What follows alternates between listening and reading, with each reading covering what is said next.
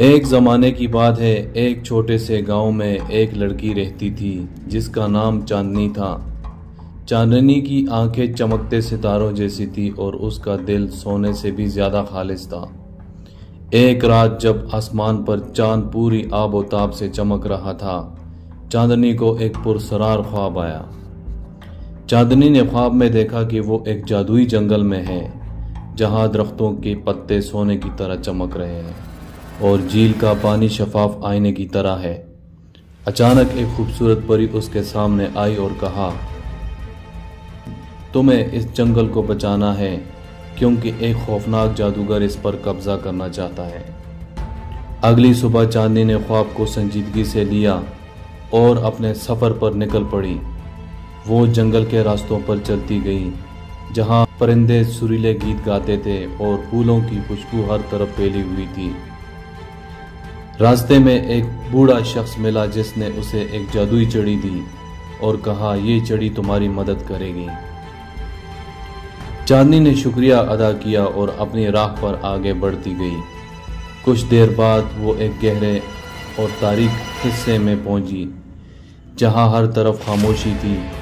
اچانک ایک خوفناک جادوگر نمودار ہوا جس کے ہاتھوں میں بجلی کی گرج تھی۔ جادوگر نے کہا، کون ہو تم جو میرے راستے میں آئی ہو؟ چاندنی نے ہمت سے جواب دیا، میں چاندنی ہوں اور اس جنگل کو بچانے آئی ہوں۔ جادوگر نے کہی کا لگایا اور کہا، تم میرے جادو کا مقابلہ نہیں کر سکتی۔ چاندنی نے جادوئی چڑی کو مضبوطی سے پکڑا اور اس کی طاقت کو محسوس کیا۔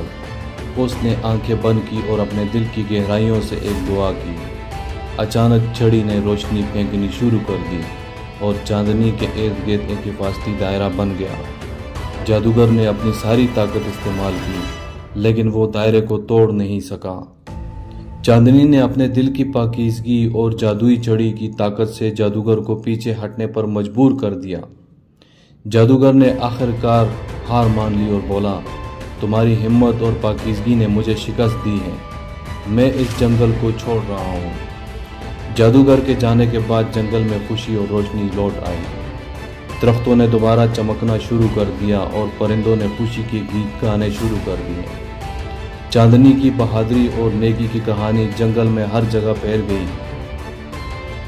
چاندنی واپس اپنے گاؤں لوٹی، لیکن اب وہ صرف ایک عام لڑکی نہیں تھی بلکہ ایک ہیروئن بن چکی تھی۔ اس کی کہانی نے سب کو سکھایا کہ اگر دل میں ہمت ہو تو کسی بھی جادوگر کو ہرایا جا سکتا ہے۔